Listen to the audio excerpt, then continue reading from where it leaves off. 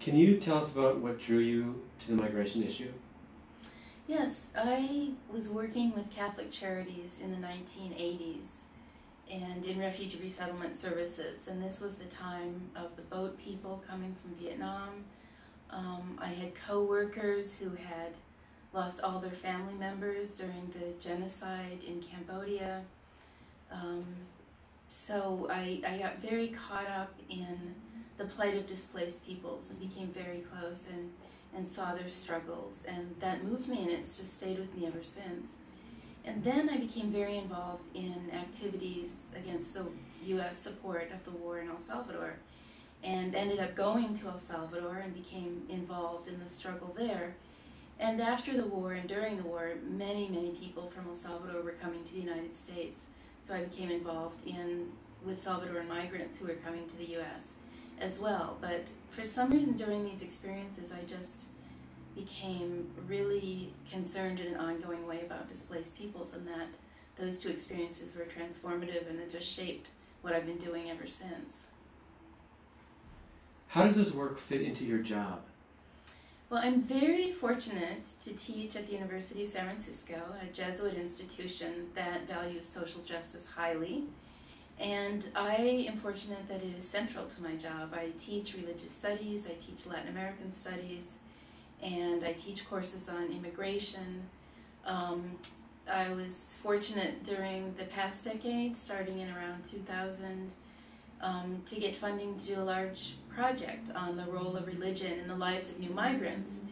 And so I got to know San Francisco in a better way through the eyes of the migrants here and through the religious communities that serve them, including the Catholic Church.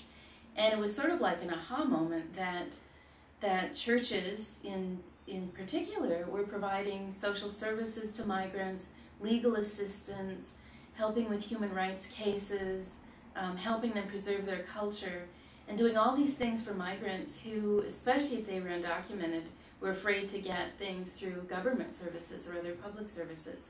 So it seemed like churches had this central role for new migrants to the United States. So it's just been central to my job and research and teaching, and I feel so privileged that I'm in a place where I can do that. How has your work informed your chapter in this book? That's a great question. I think the chapter just puts into words what Jill, the co-author, Jill Marie Gershitz, and I have seen in practice, because we've seen the role that churches have had and Catholic institutions, even nationally and internationally. And I think Catholics in general aren't aware of this, just like the U.S. population in general. So this was our way to put into words and maybe show people things that they might not know about. What are the main ideas in your chapter? Okay, well, first of all, I have to give Jill credit. She did the heavy lifting on this chapter, so I can say I think it's excellent because it's due to her. But what we look at in the chapter is what integration of migrants into U.S. society means for Catholic social thought. So we look at Catholic social thought and practice about immigrant integration, and we compare that with secular theories of integration, and appreciate both models, but think that the model of Catholic social thought has a lot to offer, including the notion of interethnicity, including the notion, as the U.S. Catholic bishops talk about, of unity and diversity. We look at challenges facing churches, because even though the Catholic Church is a church of immigrants, class status has changed, and new migrants are generally poor. So there's difference of class, there's difference of ethnicity. You see older parishes now facing migrants with new languages and traditions that are unfamiliar to the people in the parishes. So there's struggle. Integration isn't an easy process. So we wanted to look at the challenges and then what Catholic social thought has to offer and what the Church has done historically and in the present to promote integration of new migrants. And You Welcomed Me was written to educate Catholics and others on the migrant reality and what the Catholic faith tradition teaches about migration.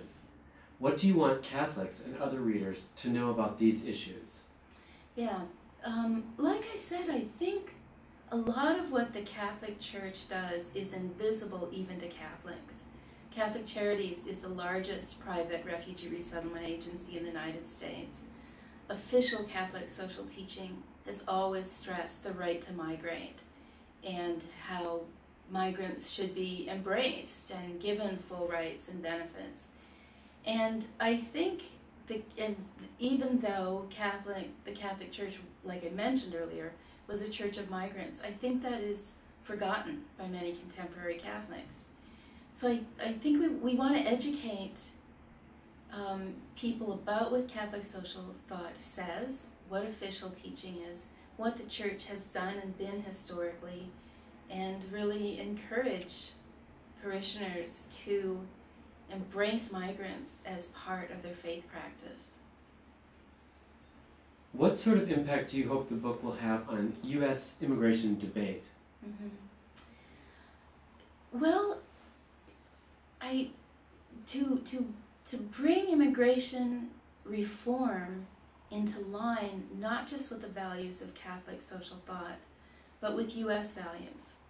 Currently, families are being separated because of deportation. People are mistreated. There are numerous human rights abuses, whether that's for migrants laboring in strawberry fields in California or in factories.